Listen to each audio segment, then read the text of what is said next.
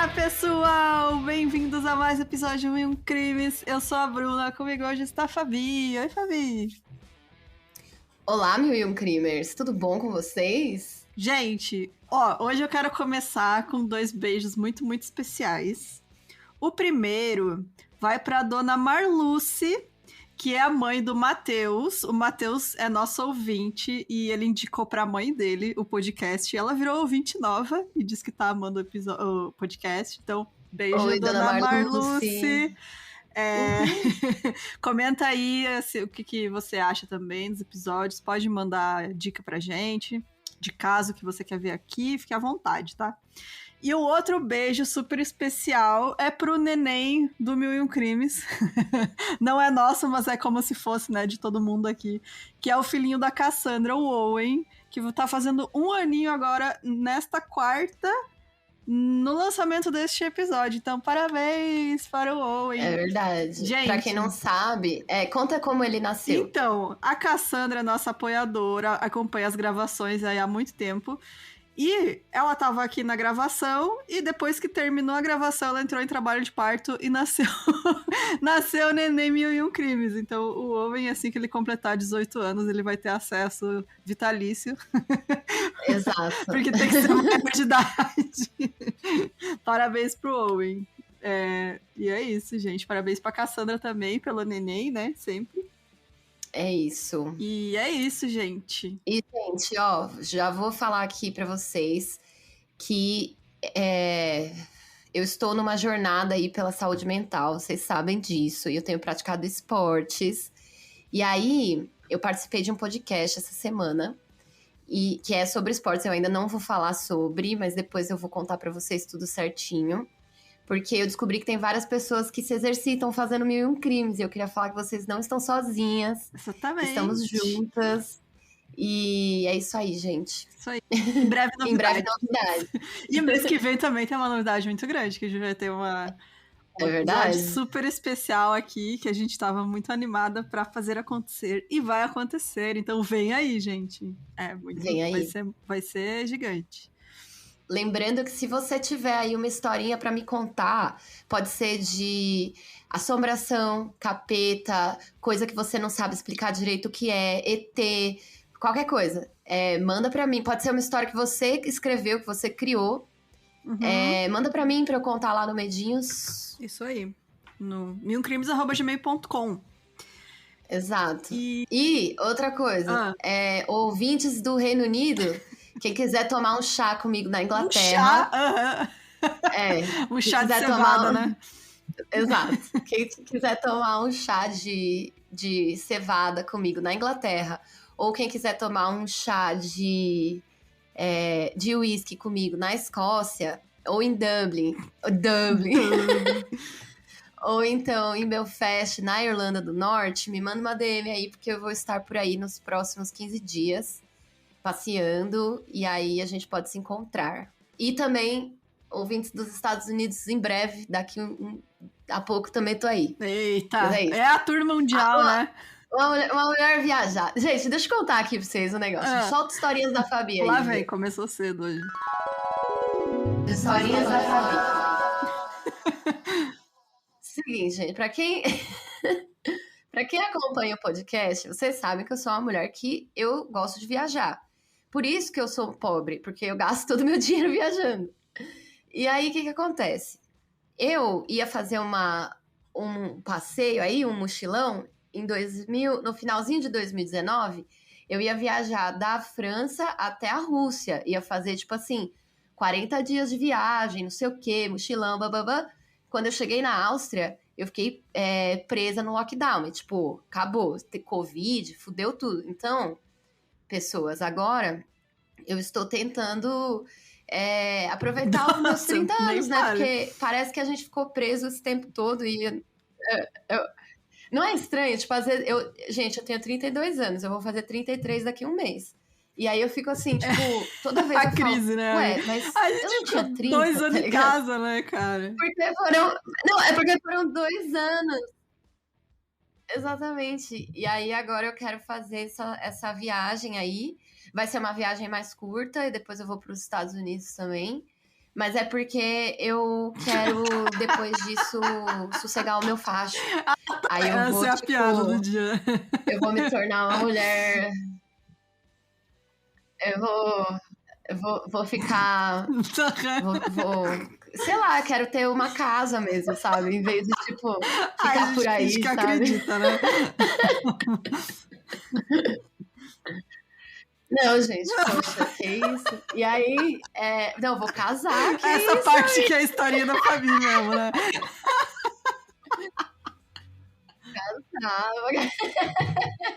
Aham. Não, gente, que É. isso? Vou casar uma mulher pentecostal, que isso? E aí, é isso. Aí eu quero, É a tipo, antes de despedida de tudo, dar um solteira. último rolê, entendeu? Tour mundial. O cadeirudo, né? As pessoas vão ficar com medo de sair de casa. Na verdade, o chupa-cu de Ai, Goiânia sou gente, eu, né? sério. Olha, é isso, né? Bora de episódio, então. Bora de episódio.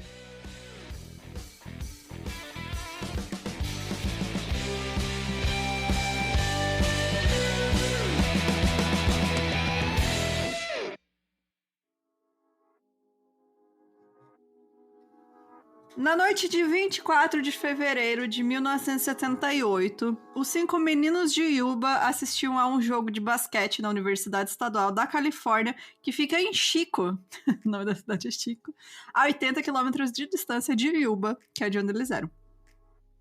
O Jack Ruette tinha 24 anos, o Gary Matias, 25, o Bill Sterling, 29, o Jack Madruga, 30 e o Ted Weiher, 32. Eles eram muito amigos e eles eram chamados de meninos por familiares e pessoas próximas por todos possuir algum atraso no desenvolvimento, deficiências intelectuais e ou condições psiquiátricas. Então eles realmente eram conhecidos assim por todo mundo, né? Como os garotos, os meninos. E eles eram... Jack Madruga é muito bom, né? É muito bom esse nome, né, cara? Inclusive, ó... Aliás, fala. Não, é que tem dois Jack, né? Mas o Ruette, ele é conhecido como Jack. Então, a partir daqui, a gente chama ele Jack e o outro é Jack. E o outro é o Jack Madruga. Mas enfim, eu botei o outro a gente dele. só chama de Madruga. Madruga. E eu ia falar que hoje eu vi no Twitter, gente, o motel do Chaves, assim, é maravilhoso. Ai, não, Procurem amiga. depois. Não, pelo amor de Deus, não. Motel do Chaves. É muito bom. Você transar com o professor Girafales chorando. Ai, me recuso. Bom, aqui eu coloquei uma breve descrição, né, que eu encontrei de cada um deles pra gente conhecer melhor quem eram estes meninos. O Ted Weiher, ele era muito amigável, ele era muito simpático com todo mundo que ele conhecia. Ele chegava a acenar, excitado, assim, pra pessoa na rua, sabe? Ele andava e ia dando tchau pra todo mundo. E às vezes ele ficava chateado por horas se as pessoas não acenassem de volta pra ele, porque ele acreditava que ele tinha feito alguma coisa errada pra pessoa não acenar de volta pra ele. Ai, tinha um cara, desculpem, hoje eu tô cheia de historinha, né? Tinha um cara que morava na minha rua quando eu era criança, gente, que ele era assim também. Só que, tipo, ele ficava com... Ele mostrava um joinha, tá ligado? Ele dava um joinha pra você. E aí, tipo, se você não desse joinha de volta pra ele, ele ficava meio bravo, tá ligado? Sim. E aí, depois eu descobri que ele ficava assediando menina na piscina do clube. Aí era é meio foda, né? mesmo. Bom, não, mas enfim. Esses meninos aqui não tem... Eles eram bonzinhos. Eles eram bonzinhos. O Ted também uma vez gastou $100 em lápis, porque sim. Parece eu. E ele muitas vezes ele perguntava por que ele tinha que parar num sinal de pare. Tipo, pra vocês verem, né? Ele tinha deficiência intelectual, né? Então, coisas que fazem sentido pra gente, pra ele não faziam, né? Tipo, por que você tem que parar? E teve uma vez que ele teve que ser arrastado pra fora da cama porque a casa tava pegando fogo. E ele não queria levantar porque ele tinha medo de perder o emprego se ele levantasse antes da hora e não dormisse o suficiente. Querido, cara. Mas... E aí, tipo, tiveram que arrastar ele pra fora, porque ele queria continuar dormindo. Falou, não, eu vou perder meu emprego. E, enfim. O Bill Sterling, ele conhecia o Ted há 8 anos. Uma das coisas favoritas do Ted era ligar pro Bill. Então, que aí o Bill ia ler pra ele nomes engraçados que tinham saído no jornal. Ele considerava o Jack Madruga o seu melhor amigo. Ele era também muito religioso e conhecido por visitar pessoas em hospitais psiquiátricos e ler a Bíblia e outros textos religiosos para eles, na esperança de que isso fosse ajudar na recuperação deles, que eles ficassem bem. Ele adorava ler e passava muito tempo na biblioteca fazendo pesquisas sobre pessoas com deficiência. O Jack Madruga serviu no Vietnã em 1968 e ele era chamado de Doc pelos seus amigos e pelos familiares também. O seu bem mais precioso era o seu Mercury Montego, de 1969. Ele nunca deixava que ninguém dirigisse esse carro além dele, e ele nunca chegou a ser diagnosticado como tendo alguma deficiência, mas era conhecido por ter problemas de aprendizado. Ele era tímido e adorava programas de comédia e jogos de tabuleiro. Então eles eram muito tranquilinhos, assim, Sim, né? todos Eles tinham a vidinha deles, assim, né? E assim, tirando o Jack Ruete, né, que é o próximo que eu vou falar, todos eles eram muito funcionais, né? Então eles trabalhavam, eles, tipo, viviam com a família, ajudavam a família, então, tipo, eles eram independentes até certo ponto, né? Que, tipo, que nem eu comentei, o Ted teve aquela vez que ele teve que ser arrastado pra fora da cama. Algumas coisas pra eles não faziam tanto sentido, né? Mas, no geral, eles eram muito independentes, assim. Então, né, não eram pessoas que necessitavam de tanta atenção assim. Supervisão, né? Exato. Aí o Jack, como eu comentei, o Jack Ruete, ele morava em uma fazenda com a família dele, onde ele brincava com um cachorrinho beagle dele, o Bo, e ele gostava de andar de bicicleta pela propriedade. Ele considerava o Ted como um irmão mais velho, o Ted também considerava ele como um irmão mais novo, eles eram inseparáveis, eles eram melhores amigos. E ele não gostava de fazer ligação telefônica, e por isso o Ted fazia para ele, se ele precisasse. E ele não sabia nem ler e nem escrever. Ele também era muito tímido e tinha um problema de fala. Então ele realmente era, assim, protegido pelos outros, sabe? Tipo, o Ted agia meio como um irmão mais velho para ele. Então todos, tipo, meio que ajudavam o Jack, assim, porque eles viam que ele tinha mais dificuldade.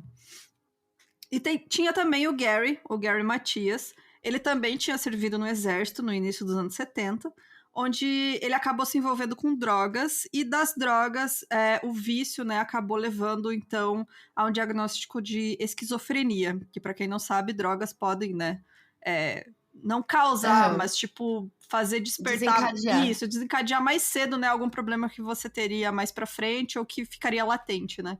Então, no caso dele, foi esquizofrenia, e por conta disso ele foi dispensado. E desde então, ele tomava medicação para controlar alguns episódios psicóticos que ele teve. E nos últimos 2 anos ele não teve nenhum episódio, então ele era considerado um caso de sucesso no tratamento, né, do distúrbio, nesse controle por medicamentos. E ele também usava um óculos de fundo de garrafa, e sem eles ele enxergava tudo dobrado. O problema de visão dele foi devido a um acidente, onde ele caiu de um carro em movimento depois que ele abriu a porta, e teve um ferimento muito grave na cabeça. Ele ficou cego por 4 dias e a visão nunca chegou a voltar totalmente. Ele era um grande fã dos Rolling Stones e tinha sido vocalista de uma banda de rock local chamada Fifty Shade por algum tempo, e eles chegaram até vencer uma batalha de bandas local uma vez. Então, assim, eles eram assim... um era o super nerd, o outro era o roqueiro, o outro era, sabe? Cada um tinha a sua personalidade, assim. Era um grupo bem diverso. O Jack e o Bill, eles possuíam essa deficiência intelectual leve, e o Ted e o Jack Madruga, eles tinham dificuldades de aprendizado. Todos eles viviam com seus pais e faziam diversas atividades juntos, que geralmente envolviam esportes. Eles jogavam basquete no time Gateway Gators, que era apoiado por um programa local para pessoas com deficiência, e muitas vezes eles se juntavam para assistir a outros jogos, como o jogo que teve naquela noite em Chico.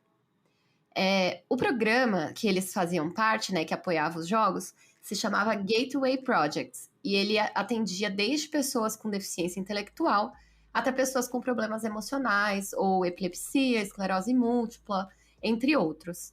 O Gary, por exemplo, estava frequentando o centro para se encontrar com seu conselheiro, que ajudava ele com o vício em drogas, e esse conselheiro se chamava Dom. Foi ele quem encorajou o Gary a fazer novos amigos e participar de atividades no centro, o que levou ele a jogar basquete com os outros 4 do grupo de amigos. Então foi assim que eles ficaram, todos se conheceram, né? Isso, esses outros já frequentavam o centro, né, os outros 4, e o Gary, ele meio que agia como, tipo, o cara mais, ele, apesar de não ser o mais velho, né, ele por não ter nenhuma deficiência intelectual, né, ele tinha só esquizofrenia, então ele não tinha, como é que falava? Eu não lembro o termo que eles usam agora, mas tipo, ele era mais independente, né? Uhum. Então o Dom, que é esse conselheiro dele, que é tipo meio padrinho, né, do AA, não o AA, é o NA, né, narcóticos, ele sugeriu pra ele, assim, a gente tem aqui o pessoal que joga basquete, mas eles não sabem jogar muito bem, alguns sabem algumas regras, outros querem jogar e não sabem, e ele sabia que o Gary gostava de esporte, daí ele falou, por que você não vai lá e organiza o time? E foi isso que ele fez, e aí ele ficou muito próximo dos outros meninos, né? Então, eles realmente se deram muito bem e ele agia mesmo como o mais responsável pelo grupo, assim. Então, em 25 de fevereiro, no dia seguinte, né, os Gators deveriam jogar o seu primeiro jogo em um torneio de uma semana patrocinado pelas Olimpíadas Especiais, no qual os vencedores receberiam uma viagem de uma semana grátis em Los Angeles. Então, os 5 amigos tinham se preparado na noite anterior. Alguns deles estenderam os uniformes na cama, sabe? Pediram para os pais que acordassem de manhã cedo. Então, eles estavam super animados para ir para o jogo no dia seguinte.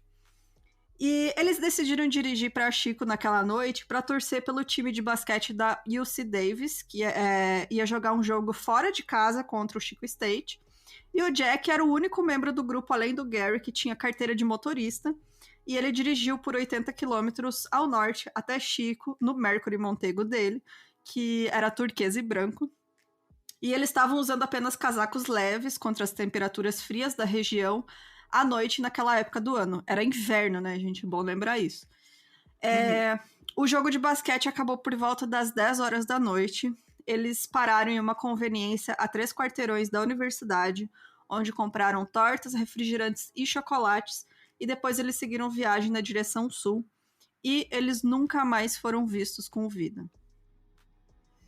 Eita! Gente, esse caso é muito estranho.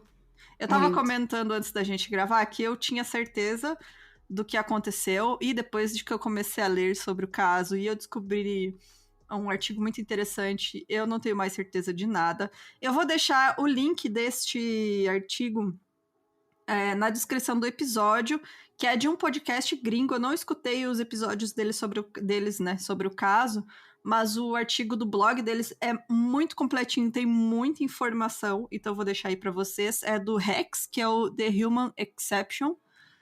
Fica aí a indicação para quem não conhece. Eu também não conhecia, vou ouvir para ver o que eu acho, se eu gosto ou não do podcast, mas o artigo é muito bom, então eu vou deixar depois para vocês, se vocês quiserem aprofundar mais a pesquisa, que realmente está muito boa, e quiserem dar uma olhada por vocês mesmos sobre todas as teorias do que aconteceu. Bom, na manhã seguinte, quando as famílias começaram a acordar e perceber que os jovens não haviam voltado, todo mundo ficou preocupado e chamaram a polícia, né? E aí o carro do Jack, ele foi encontrado por um guarda florestal no dia 28. Ele estava localizado a cerca de 2 horas e meia de carro da cidade de Chico, na direção oposta da rota que eles deveriam dirigir para casa, e nas montanhas da Floresta Nacional Plumas. A polícia não encontrou evidência nenhuma de crime no local, o carro estava destrancado, uma janela estava abaixada e as chaves não estavam à vista. Embalagens de doces, caixas de leite e programas de basquete estavam no carro. Alguns mapas foram deixados no porta-luvas e não houve nenhum dano óbvio ao carro, apesar da estrada ser bem esburacada. Ele tinha cerca de 1/4 de tanque de gasolina e não estava preso na neve. O motorista tinha dirigido com cuidado e precisão surpreendentes. Os investigadores calcularam, ou então, ele conhecia a estrada bem o suficiente para antecipar cada buraco na estrada. Então, tipo assim, não parecia nada de errado, sabe? Não tinha acabado gasolina para eles descerem do carro e, tipo, irem, sei lá, andando até um posto, sabe? Não tinha nada. Era só... Foi largado lá. Só saiu do carro, assim, parece. Guardas florestais vasculharam a área por 5 dias e eles não encontraram vestígios do grupo, mas um grande problema foi que logo após o início da busca, teve uma nevasca muito forte, tipo, logo no dia seguinte que o carro foi encontrado. E aí cobriu qualquer possível rastro, né? Com cerca de 22 centímetros de neve. Então, tipo, eles não tinham ideia de para que lado eles teriam ido. Então, as equipes de busca, inclusive, quase perderam homens 2 dias depois, enquanto eles estavam usando aquelas motos de neve para tentar localizar o grupo, de tanta neve que caiu. Então, tinha, tipo, os montes muito grandes de neve e ficou impossível para as buscas acontecerem, porque estava muito perigoso. E aí, assim que o caso ganhou notoriedade e as buscas começaram, um homem chamado Joseph Scones, de 55 anos, contatou a polícia com um relato muito estranho de que ele teria avistado o grupo de amigos na estrada da montanha. E assim, depois que a gente contar isso aqui, eu vou comentar um pouquinho sobre este senhor que eu acabei descobrindo depois, quando eu já tinha terminado de escrever o roteiro, e daí eu não coloquei aqui. Tá bom. Na noite de 24 de fevereiro, Joseph dirigia pela estrada da montanha na Floresta Nacional Plumas. Ele planejava levar sua família em um camping por uma semana no dia seguinte. E por isso, ele estava conferindo como estavam as condições climáticas da área. Conforme ele subia a montanha, ficava cada vez mais difícil dirigir pelos montes de neve. E ele acabou ficando preso. O Joseph desceu para empurrar o carro e assim que fez o esforço, ele sentiu uma dor aguda no peito. Aí ele voltou para dentro do carro e esperou. Isso era mais ou menos umas 10h30 da noite. 11h30. Isso, 11h30 da noite. E aí existem 2 versões sobre o que aconteceu depois. Na primeira, o Joseph afirma que ele viu o farol de 2 carros se aproximando. Um deles era uma picape. Ele saiu do carro para acenar para eles, e aí os 2 carros pararam a cerca de 20 metros dele, mais ou menos. Os passageiros então partiram juntos em apenas um carro. O Joseph passou o resto da noite no seu carro antes de descer a montanha a pé pela manhã. Na segunda versão, lembrando que aí são versões que ele mesmo contou, tá, gente? Então as versões dele mudam com o tempo. Enquanto ele tava dentro do carro, depois que ele teve um infarto, né? Ele disse que teve um infarto. Ele ouviu ruídos de assovios e viu que pensou ser um grupo de homens e uma mulher com um bebê caminhando à luz dos faróis de outro veículo. E aí ele teria pedido ajuda e as luzes se apagaram e os sons pararam. Poucas horas depois, ele viu os feixes de lanternas do lado de fora do carro e gritou de novo por socorro, mas imediatamente as luzes se apagaram. O Joseph, então, de novo, ficou no carro até acabar a gasolina, né? Porque ele deixou o carro ligado por causa do aquecimento. E depois desceu os 13 quilômetros, né, da estrada para pedir socorro, passando no caminho pelo carro do Jack. Ele não pensou muito sobre o que ele viu até ficar sabendo sobre os desaparecimentos. Depois, assim, tem muita gente que comenta que este cara não é tão confiável, o relato dele, porque ele era conhecido na cidade por ser aquele cara que bebe e sai dirigir, sabe? Aquele cara que não aguenta ficar em casa e aí ele vai tomar umas e dirigir, à toa.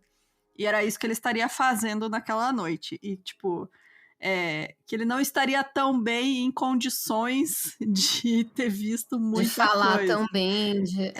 Sabe? Então, tipo, não dá pra, assim, levar em consideração 100% o relato dele. E dizem também que ele é uma pessoa que gosta de atenção, sabe? Então, tanto que por isso que ele fica mudando o relato dele, porque sempre tem um detalhe a mais que ele não contou antes, que daí a polícia vai voltar porque ele mudou, sabe? Daí, tipo aquelas pessoas do Discovery Channel que falam assim, ó, durante 37 anos eu tive um caso com um alien. Tipo isso. Tá ligado? E daí, tipo, ele falou, eu vi os caras. Só que daí a polícia foi lá e falou com ele. Eu vi os caras na montanha passando de carro.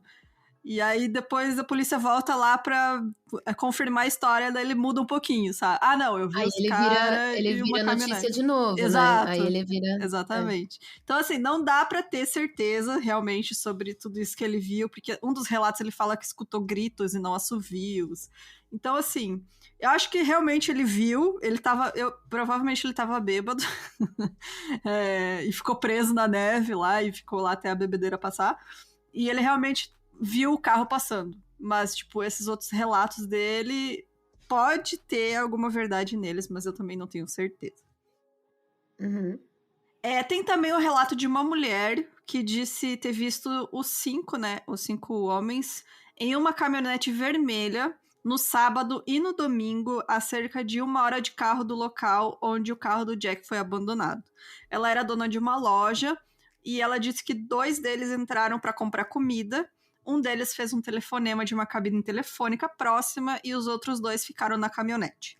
E, assim, teve muitos outros relatos, inclusive de avistamento deles, assim, em lugares inóspitos, em cidades longe.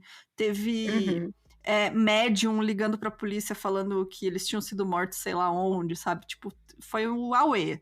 E aí, Essa galera, né? esses 2 relatos são o que a polícia colocou mais peso, assim, de que teriam mais chances de serem... não verdadeiro, mas assim, né? Tem mais chance de ter acontecido do que os outros. Então, não quer dizer que tenham acontecido realmente. Então, né? Tudo nesse caso a gente não tem 100% de certeza. Lembrem disso. Então, é só tudo especulação. Bom, no fim das contas, nenhum desses testemunhos ele podia ser provado, né?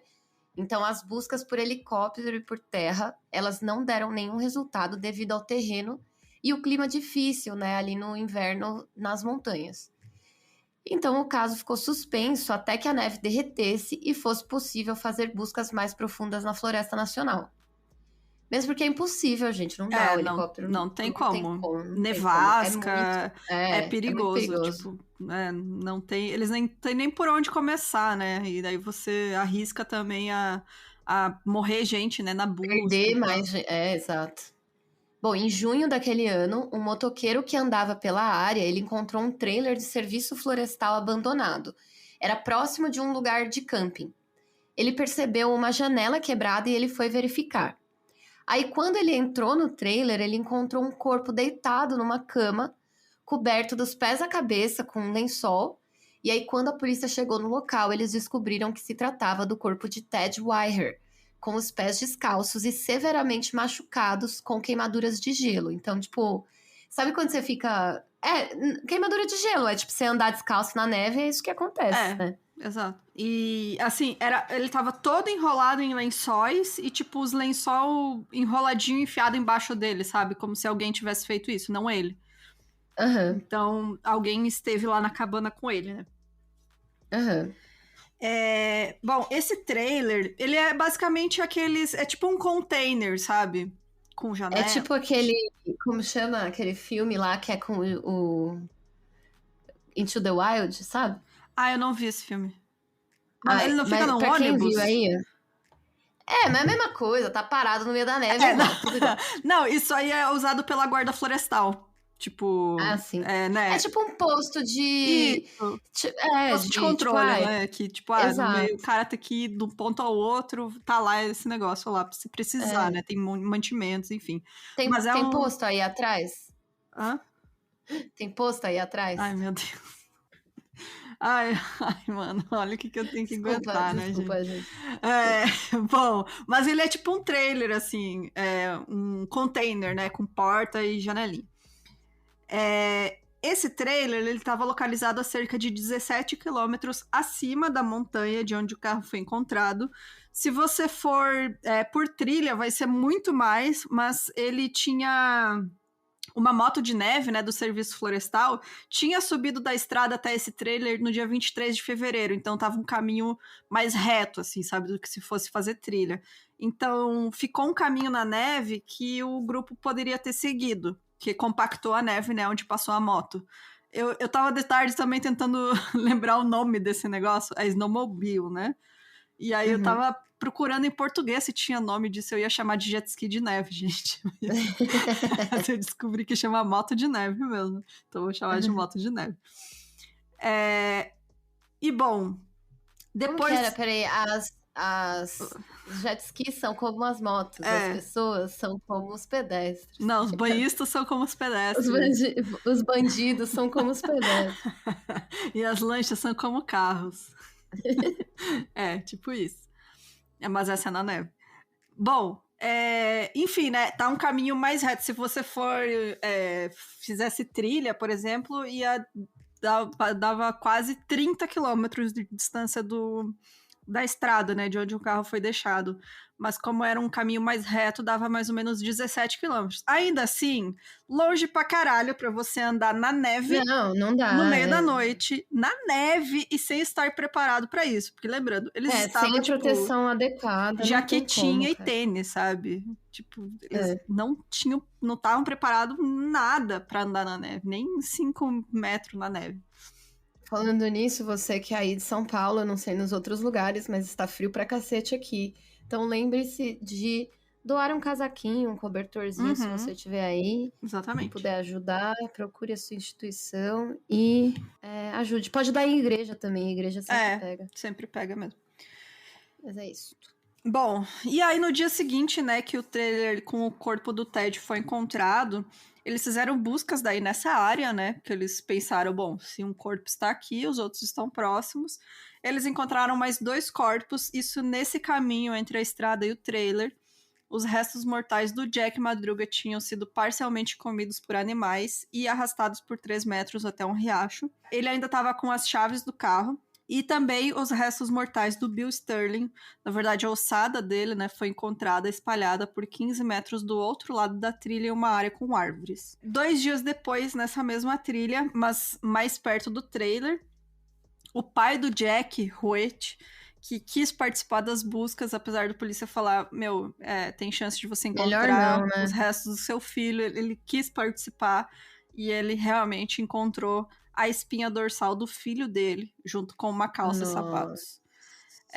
Então, o xerife assistente do condado também encontrou um crânio no dia seguinte, né, a cerca de 100 metros, e o dentista da família usou para identificar os restos mortais, mesmo como sendo do Jack Hewitt. Então, aí, 4 corpos foram encontrados. Né? Bom, os restos mortais de Jack Hewitt estavam localizados a nordeste do trailer. Como os de Bill Sterling e Jack Madruga também estavam todos meio que próximos, assim, né? E aí... Na verdade, eu que botei errado aqui. Na verdade, sim. Eu escrevi, eu achei que tava certo, vou anotar. Os 2 primeiros que eles encontraram, o Bill e o Jack Madruga, estavam no caminho entre o carro e o trailer. E aí você passa o trailer, mais pra cima tava o corpo do Jack Hewitt. Tava na outra direção. Ah, entendi. Isso. Entendi. E aí, a noroeste do trailer, cerca de 400 metros de distância, as equipes de busca encontraram 3 cobertores de lã do serviço florestal e uma lanterna ali do lado da trilha. A lanterna, ela estava um pouco enferrujada e tinha sido desligada. Era impossível dizer há quanto tempo ela estava ali. Não foram encontrados sinais de Gary Matias.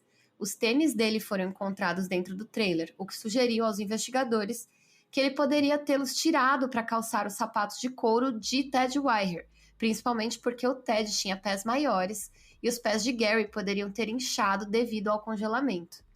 Então, assim, é como, tipo, a gente se perdeu aqui, eles meio que ficaram abrigados ali dentro, né? Mas agora teoricamente, vem a parte muito estranha, né? Porque, assim, os corpos estavam muito decompostos, né? Alguns foram só ossadas que encontraram, mas a autópsia determinou que eles provavelmente morreram de exposição ao frio, né? Hipotermia, mais provavelmente. Mas o que mais intriga todo mundo é o fato do trailer estar cheio de provisões intactas. Gente, tinha muita comida nesse trailer. O Ted, ele foi encontrado, então, no trailer, né? Muito emaciado, apesar do fato do trailer estar cheio de comida enlatada e também um abridor de latas. Mas fica aqui o parênteses. Eu não sei, lá nos Estados Unidos não é tão comum ter esses abridor que nem a gente tem aqui, que é aquele que você enfia e vai apertando, sabe? É um modelo específico que tinha nesse trailer, que é um modelo militar. Mas é desse tipo de você abrir. E aí somente os 2 que foram do exército saberiam usar esse tipo de abridor. Aí fica um detalhe importante para a história. Mas o Ted, ele tinha perdido pelo menos 45 quilos no tempo em que ele ficou no trailer, que ele pesou em torno de apenas 54 quilos, quando ele morreu de fome, provavelmente. E tinha um monte de comida lá dentro. Exato. Mas não dá pra saber realmente se ele morreu mesmo de fome. Mas o fato é que ele perdeu muito, muito peso. Ele tava também com uma barba muito grande. Então, pelo tamanho da barba dele, eles sabiam que... Dá pra saber quanto tempo ele ficou vivo. Exato. Entre 8 e 13 semanas. Eita. Ele ficou naquele trailer. E assim, além da comida, tinha também neste trailer um tanque de propano que Pra esquentar, era o né? aquecimento do trailer. E tinha também vários livros de bolso que podiam ser usados para fazer fogo e também foram deixados intocados. Ninguém se preocupou nem em cobrir a janela que eles quebraram para entrar. Uma mesa ao lado da cama também tinha o anel de níquel com o Ted gravado nele. Tinha também o colar de ouro dele, a carteira com dinheiro dentro e um relógio de ouro que faltava um cristal, mas que as famílias todas dizem que não era de nenhum deles. Então, devia ser de alguém que esteve na cabana antes ou depois. Em um galpão de armazenamento do lado de fora do trailer, tinha um suprimento de rações que durariam, para todos eles, cerca de 1 ano. Eita. Essas rações eram refeições individuais enlatadas, pré-cozidas e preparadas e emitidas para os militares dos Estados Unidos. E eles consumiram 36 dessas refeições, mas deixaram a maioria intocada. E como a gente comentou... Ou seja, tinha ali tudo, né? Tipo, é quase um acampamento militar, Exato. né? O negócio. Tinha todas as provisões necessárias para que eles sobrevivessem. Você tinha calor, tinha comida, tinha abrigo, tinha tudo. Exato. E como a gente comentou, né? O corpo do Gary Matias nunca foi encontrado. Fica até hoje um mistério. Ninguém sabe o que aconteceu com ele. Quer dizer, ninguém sabe o que aconteceu com todos eles, né? Mas o Gary, principalmente, porque ele nunca foi encontrado. Então fica aí um mistério até hoje.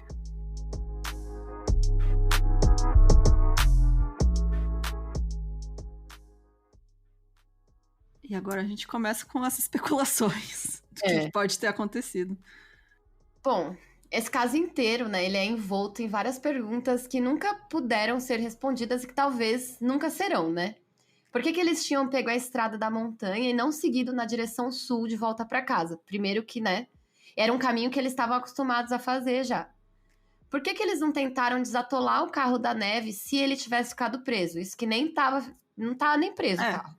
Por que eles pegaram um caminho que levava para dentro da floresta ao invés de voltar pela estrada? Eles chegaram até o trailer por acaso ou alguém levou eles para lá? Por que eles não acenderam uma fogueira para se esquentar e chamar a atenção se eles estivessem perdidos? Se o Gary havia saído em busca de ajuda, então onde que estava o seu corpo? Teorias explicam algumas coisas, mas não tem como saber o que realmente aconteceu desde que eles saíram daquele jogo de basquete. O caminho que foi feito pelo jet ski de neve, né, como a Bruna chamou aqui, esse caminho até o trailer, alguns dias antes, podia ter dado para o grupo a esperança de que estavam em uma área onde os funcionários do serviço florestal voltariam em breve. As famílias dele dizem que os jovens podem ter ficado com medo de usar as coisas do trailer e serem presos por isso. Só que assim, gente, se você tá com fome e se você tá com frio, foda-se. Mas tipo, é que assim, eu entendo o raciocínio da família, porque tirando o Gary, todos os outros tinham deficiência intelectual. Então... Mas você acha que, tipo... porque assim... Eles deixariam de... É porque... É verdade. É assim, a gente tem que prestar atenção como eles raciocinariam e não como a gente pensa, entendeu? Então, assim, se ele passa a vida inteira dele aprendendo que aquilo é errado, ele não vai fazer. Mesmo que dependa ele vai morrer, da vida dele. mesmo que custe. Então, a gente tem que pensar que é outro tipo de pensamento, né? Ele vai pensar de outro modo. E, tipo, passou a vida inteira aprendendo que botar fogo é perigoso e é errado. Ele não vai fazer fogo. Não pode mexer com fogo sozinho. Exato. Realmente. Só que tem outras teorias que também explicariam isso. Mais pra frente a gente vai falar. Tem a teoria de que eles teriam ido naquela direção porque o Gary, ele teria convencido eles a ir pra Forbestown, que é uma cidade que fica entre Chico e a estrada da montanha. Isso porque ele tinha amigos que moravam lá. E daí ele, vamos aproveitar a viagem, ver meus amigos, não sei o quê. E eles teriam... seria possível que o Jack, né, o Jack Madruga tivesse perdido o desvio e se perdido. E aí foi cada vez mais fundo, né, na escuridão, na neve, até parar o carro. E aí eles entraram em pânico, né, e podem ter acreditado que o carro estava preso e que eles precisavam de ajuda. E pegaram a trilha feita pela moto de neve dos guardas florestais. Pode ser, né, esse negócio de pânico também, né? Você tá no meio do nada, você tá no neve, você tá sozinho, sabe? Tipo, não tem como saber como você vai reagir também, sabe? Com certeza. Enfim, né? E a polícia nunca descartou se tratar de um crime também. Tem essa possibilidade de eles terem sido levados até lá. E também nem as famílias negam essa possibilidade. A Melba Madruga, que é a mãe do Jack, ela disse numa entrevista ao The Washington Post que ela acreditava que alguma força havia desencaminhado o grupo. No caso, alguma coisa aconteceu que fez eles irem pra lá. Ela disse o seguinte: sabemos muito bem que alguém os obrigou a fazer isso. Ela disse que era impossível para ela acreditar que o Jack algum dia dirigiria o carro dele, que ele amava, numa área onde ele pudesse ser danificado. E ele tinha até deixado a janela aberta, algo que normalmente ele nunca faria. Então, ele tinha todo o cuidado do mundo com aquele carro dele, sabe? Ele nunca ia fazer esse tipo de coisa. Sim. E ela fala também, tenho certeza de que ele nunca subiu lá sozinho. Ele foi enganado ou ameaçado. E quanto mais eu li sobre esse caso e sobre o que as pessoas falam depois, as pessoas da região, eu acredito realmente que eles estavam fugindo de alguém e que foram levados pra lá, mas que depois eles acabaram morrendo devido ao frio mesmo. Mas, enfim, continuando, depois eu explico o que eu acho. Tá. A cunhada do Ted, ela teorizou que os homens podem ter visto alguma coisa acontecer no jogo de basquete e isso levou alguém a persegui-los. A polícia nunca conseguiu estabelecer nenhuma prova para essa perseguição, mas também ninguém conseguia afastar a ideia de que os homens pareciam determinados a seguir em frente, como se eles estivessem fugindo de alguém mesmo. E por que fazer isso a menos que algo muito assustador tivesse bem atrás deles, né? E o podcast Yuba County 5, produzido pela Mopac Audio e Glassbox Media, nossa, muito... Fiz intercâmbio em Dublin, né, meu? Esse podcast, né, ele afirma que a produção foi uma das primeiras a ter acesso a uma cópia digitalizada completa do caso pela polícia. E quando eles liam o relatório, eles encontraram um memorando do xerife de 8 de outubro de 2020 que dizia: acredita-se que Gary Matias seja vítima de um crime. Este caso permanece aberto como um caso de pessoa desaparecida / homicídio. É do interesse de todos os envolvidos que essa carta não seja encaminhada à família Matias. E aí, tipo, se ele foi vítima, os outros também teriam sido, né? Exato. Não faz sentido só ele. Até porque o corpo dele nunca foi encontrado, né? Não tem por que você, tipo, botar que só ele foi vítima. Exatamente. Assim, tem teoria que diz que foi o Gary que matou os outros, mas eu nem botei isso aqui porque eu acho ridículo, tá, gente? Eu não acredito realmente que ele não tem prova nenhuma de que isso teria acontecido e ele não tem motivos nenhum pra isso. É tudo simplesmente preconceito por ele ser esquizofrênico, sabe? Tipo, sério, gente, não.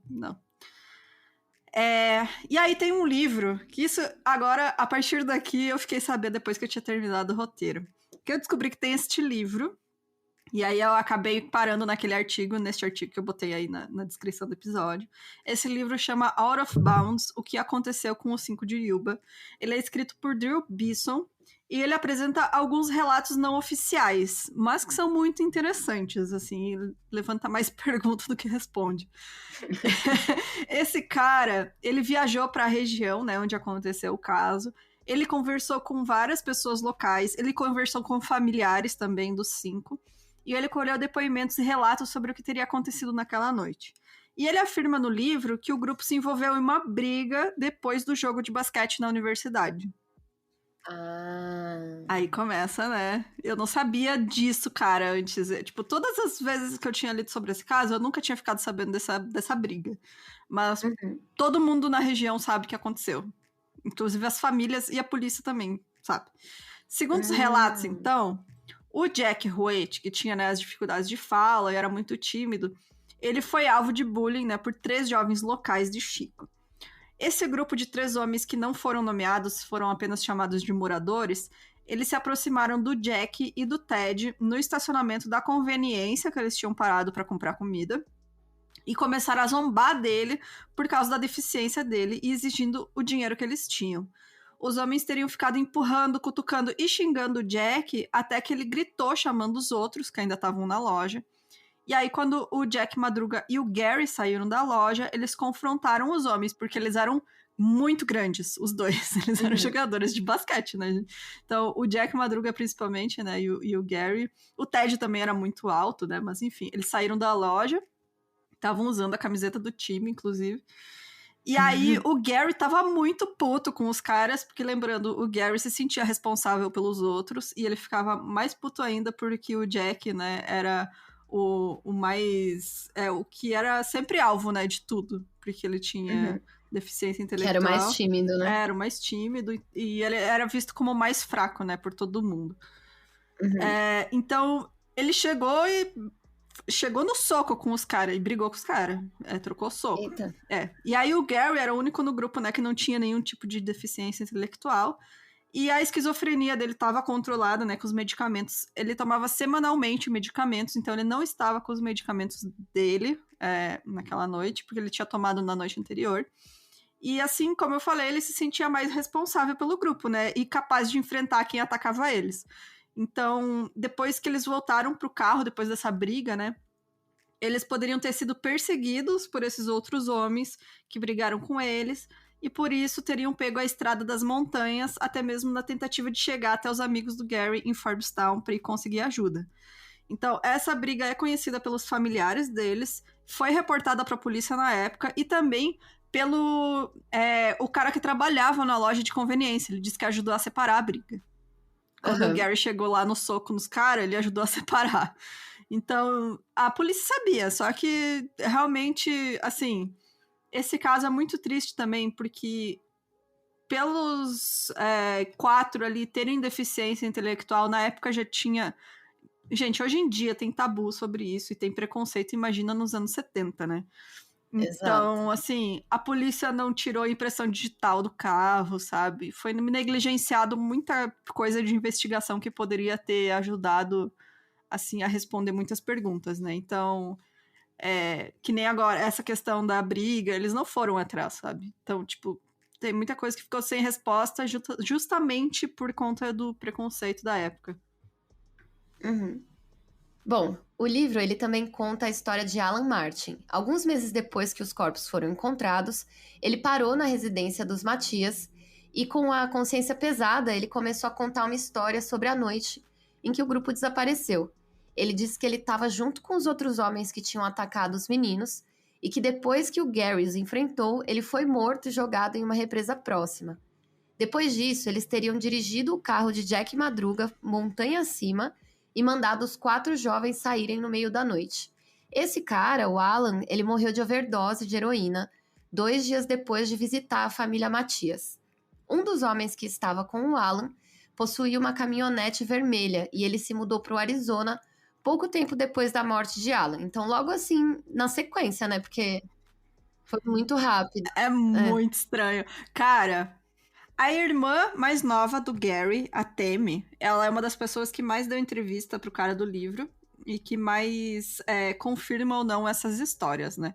Então, ela fala que o Alan foi, sim, na casa da família, mas ela não escutou ele falar de nada sobre represa, mas que sim, ele teria falado que se envolveu nessa briga que eles tiveram e que eles teriam forçado eles a ir até a montanha e descer no meio da noite, né? Mas aí todos os 5. E ela fala isso porque o Gary tem provas de que ele esteve no trailer. Não que ele foi morto antes.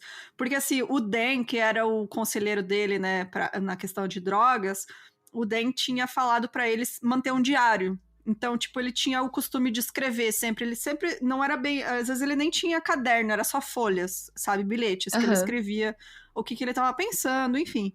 E foram encontrados algum desses bilhetes no trailer. Então, sinal de que ele estaria lá. Então, assim, eu acho, sim, que isso pode ter acontecido realmente deles terem se envolvido numa briga e os caras terem ameaçado eles e seguido eles e feito eles subir a montanha e feito eles descer do carro. Andar de noite, né? Inclusive, isso explicaria a janela aberta, porque aí, tipo, o Jack Madruga pode ter parado o carro e desceu a janela, sabe, o vidro, pra conversar com alguém do lado de fora. Alguns relatos dizem que foram encontradas cápsulas de bala no carro também, como se tivessem atirado contra eles, ameaçando. Mas como eu falei, né, o preconceito, a gente não tem nem acesso ao que realmente aconteceu, à perícia do carro. Então, a outra questão é que o Alan, ele morreu de overdose de heroína, sendo que ele não usava heroína. Eita! Tipo, a namorada dele falou, ele usava droga de vez em quando, mas ele nunca tinha usado heroína, sabe? E ele foi... Putz. É uma situação muito estranha, porque ele morreu, na verdade tinha um casal de amigo deles, que eles estavam em casa, e aí apareceu uns outros amigos com ele, e ele já tava desacordado, e eles largaram ele no sofá desse casal e falaram assim, ele passou mal, deixa ele passar a noite aí. E aí na manhã seguinte, quando a mulher levantou, viu que ele tava morto e chamou a polícia. Aí viram que era verdade. Nossa, que esquisito. Tipo, super estranho, sabe? E aí esse outro cara que ele disse que também tava envolvido, que tinha uma caminhonete vermelha que foi avistada pelo cara que tava passando mal no meio, sabe? Que viu uma caminhonete vermelha com o carro. Então meio tudo... É muito estranho, é muito coincidência, sabe? E o cara ter fugido de lá pouco tempo depois que o Alan morreu, sabe? E contou a história pra todo mundo.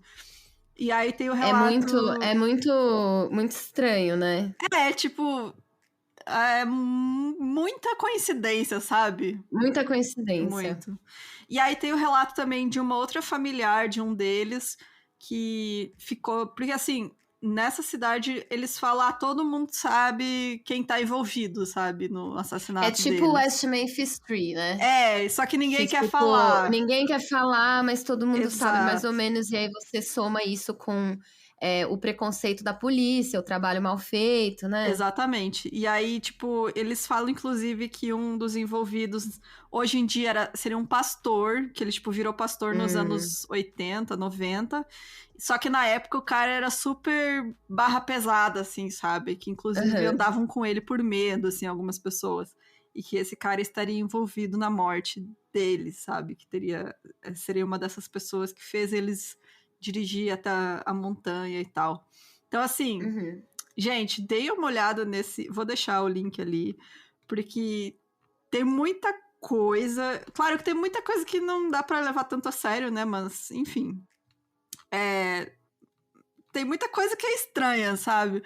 Porque realmente, eu acho que o mais difícil é determinar por que eles foram pra aquela montanha, sabe? Exato, porque não faz sentido algum, Não. né? E não, tem várias coisas estranhas na história, né? Enfim. E a teoria mais aceita é a de que o Gary realmente queria visitar os amigos dele em Forbestown, mas o grupo acabou se perdendo no caminho. Ficando cada vez mais em pânico, eles teriam pego a trilha achando que encontrariam algum abrigo próximo.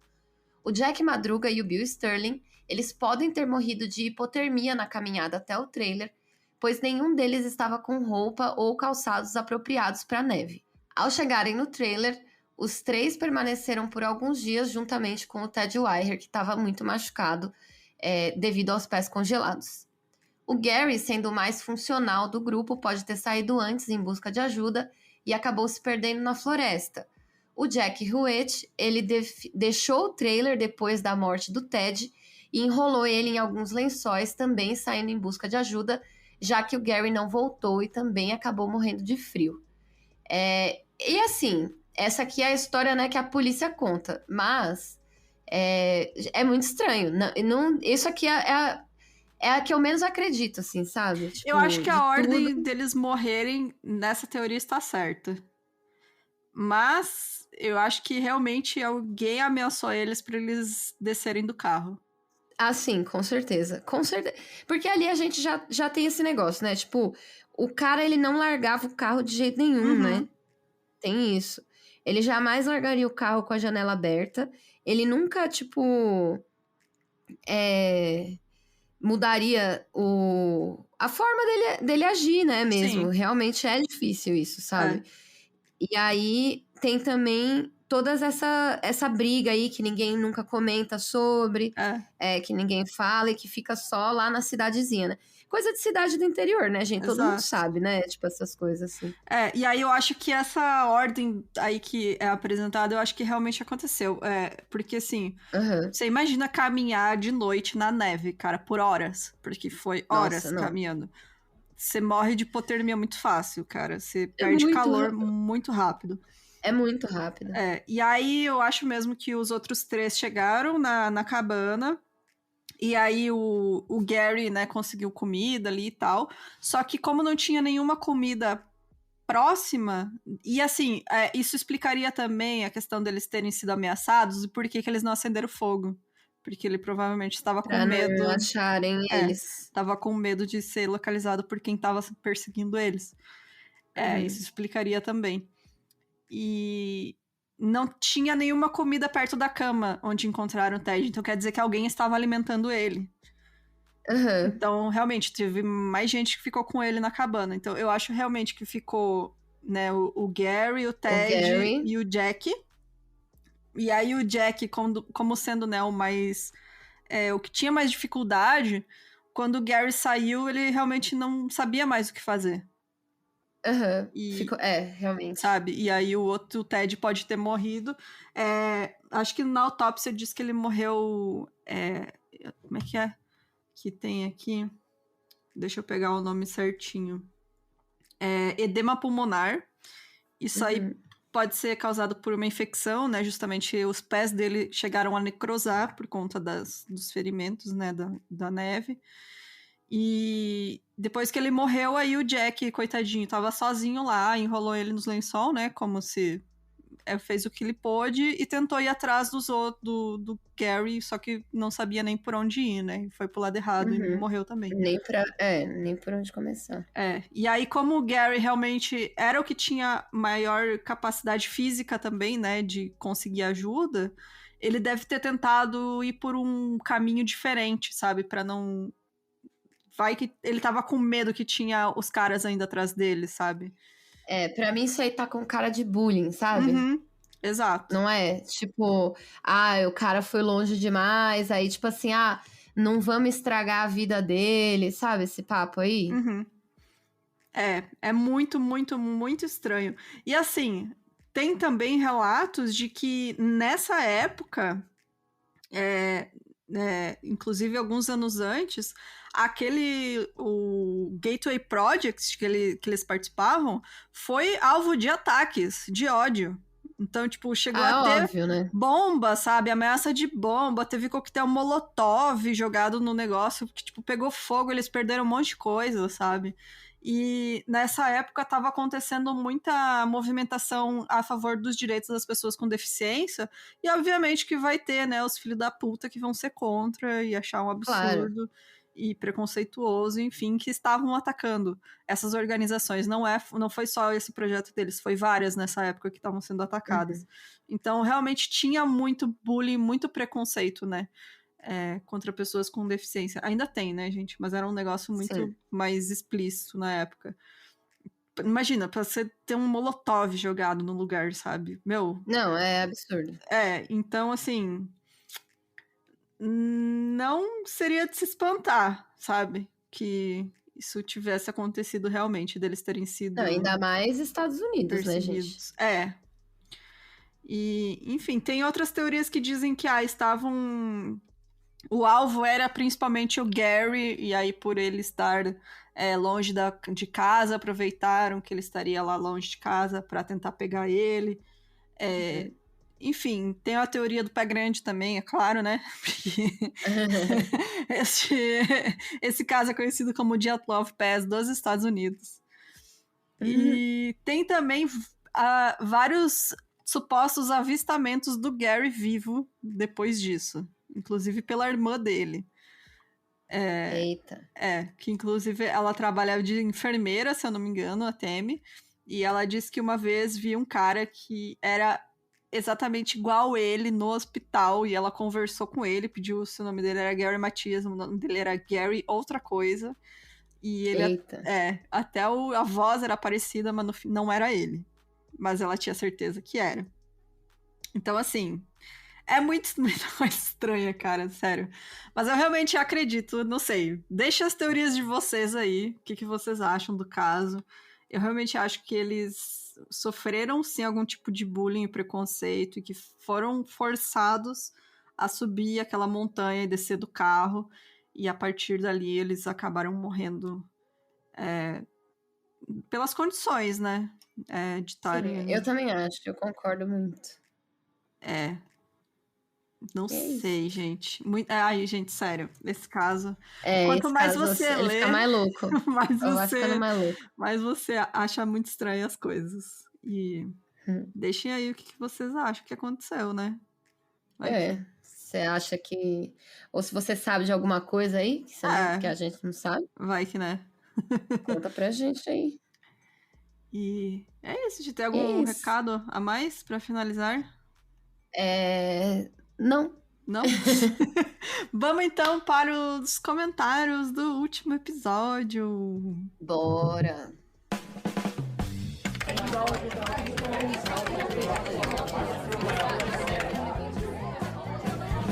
Comentário.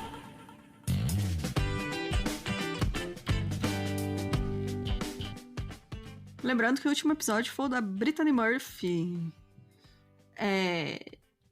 Eu vou ler o comentário da Isabela de Brito. Ela falou assim: gente, tô chateada demais com essa história. Eu nasci em 94, então como era criança, meu contato com os trabalhos dela foi superficial.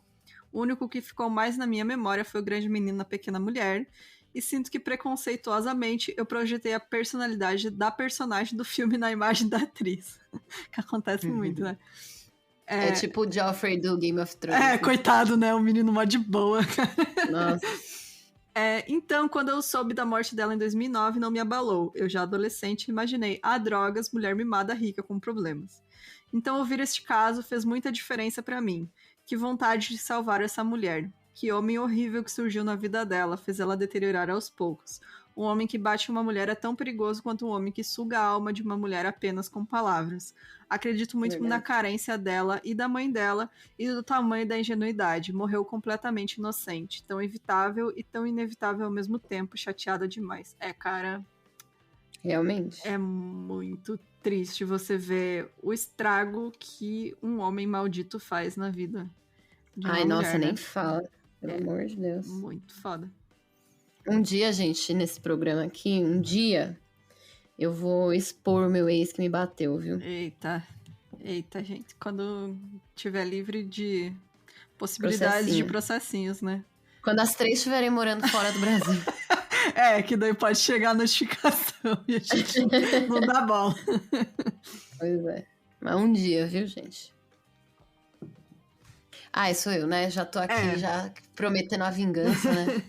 Vou ler aqui o comentário da Taka Damuro. Eu acho que a teoria do mofo é apenas uma mãe de luto procurando uma justificativa e não se conformando que a morte de Brittany era evitável. PS, Bruna assiste Encanto porque é uma animação com musical lindinha. Vou assistir sim. Não vi ainda. Eu acho que pode ser sim, cara. É muito doido isso. Cada um lida com o luto de uma forma diferente, né? Eu confesso que eu não tinha pensado nisso, mas realmente faz muito sentido isso dela acreditar. Porque, né? Faz. Dói menos, né? Tipo, é muito... Gente, é muito doido perder alguém, é muito louco, né? Tipo, alguém próximo, alguém que você ama, então... pode ser, realmente. Bom, eu vou ler o da Glaucia Pauliana. Pauliana Jenson. Ela disse o seguinte: nossa, é triste demais a história da vida dela. Desde o abandono paterno, o que ela sofreu com a pressão estética e pra acabar com tudo, esse filho da puta que chega pra destruir tudo. Que ódio deste cara, coitado da mãe dela. Eu já tinha visto algumas coisas sobre este caso, mas sempre deram muita atenção às teorias da conspiração e menos ao real fato dela estar nas garras de um abusador. Mas eu acho que pra todo mundo acreditar nas conspirações chega a ser mais confortável do que pensar que a morte de uma mulher tão jovem era completamente evitável. E é mesmo, né, cara? Tipo... Real. Realmente. Gente, vocês comentam umas coisas que eu fico... Olha só, eu realmente não tinha pensado. Nós temos os melhores ouvintes, né, cara? Os mais inteligentes. Melhores ouvintes. Melhores ouvintes. Quem não escuta 1001 é burro. Aquela, né? Deixa eu ver aqui. Tem o do Rodrigo, que é bacana ali. Eu gostava muito da Brittany Murphy. Na época, eu queria ser aquele carinha que ela era afim no colégio, em Clueless. É uma pena o que aconteceu com ela, e conforme vocês foram falando, impossível não fazer um paralelo com as histórias da Amy Winehouse e da Britney Spears. Esse meio de Hollywood é bem complicado e tóxico. PS, não curto Leto, mas o Jared Leto, né? Mas um filme que eu achei muito foda com ele é Hacking para um Sonho, que entra na lista dos 3 únicos filmes bons dele. É verdade. Ai, eu assisti Hacking, já é bem pesado, né? Bem pesado. Mas eu acho overrated. Eu gosto da história da velhinha. Eu acho muito boa a história da velhinha. Da velhinha que fica viciada em remédio. Eu acho, assim, a melhor de todas. É muito boa. Como que é? Macabra, né? É muito triste. Mas o resto também acho overrated. Mas é um bom filme, não é? Nossa, é um bom filme, mas, tipo... E aí ele falando aqui da Amy Winehouse e da Britney Spears, realmente, né? Tipo, gente, é isso. Coloca ali, tipo, uma mulher que tem... Por exemplo, no caso da Amy Winehouse, né? Que tinha ali um problema associado com drogas, né? E todos os problemas psicológicos, né? E aí bota um macho tóxico do lado, gente, que isso? Acabou, né? E aí, no caso da Britney Spears aqui, eu acho que ele deve estar fazendo um paralelo com o pai, né? E a questão da mídia, né? A mídia em cima delas o tempo inteiro e, tipo... Exatamente. E é muito doido. É muito difícil. Porque... Até o Macaulay Culkin, tem um monte de gente aí, as irmãs... Olsen, né?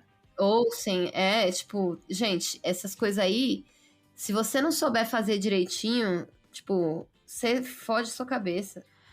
E aquela questão da pressão da mídia é muito surreal. Porque se você pega, assim... 90% pra mulher, né, cara? Porque você pega essas mulheres que são vítimas e elas são cobradas, assim, como se fossem culpadas. Aí você pega um filho da puta, tipo o Chris Brown, que tem foto da cara da Rihanna arrebentada. Tá lá, cara, a carreira dele não foi nem um pouquinho abalada. Ele está tudo bem, está tudo nice. Tá intacto lá. Tá de boa, lançando coisa e ganhando dinheiro. Enquanto, né, as mulheres ficam fodidas da cabeça de tanta encheção. Tendo que se tratar, né? Por anos e anos e anos. Isso quando não morrem, né? Então, assim... é surreal, cara. É surreal mesmo. Dá um desgosto da vida, né? Mas é isso, gente. Isso. Gente, obrigada. Muito obrigada pela sua companhia. Se você tiver qualquer sugestão de caso ou historinha pra mandar pra Fabi, caso de qualquer coisa, creepypasta que você escreveu, que você achou legal, manda pra gente no e-mail milcrimes@gmail.com. Apoia a gente lá no site, tem os modos que você pode apoiar, milcrimes.com.br. Vai ter o .br em breve, tá? Vou comprar o domínio. Essa semana tem que comprar, inclusive. E é isso, né? Apoia a gente, manda e-mail, comente também no Instagram pra gente ler o seu comentário. E beijos, até semana que vem. Tchau, tchau. Até semana que vem. Beijos.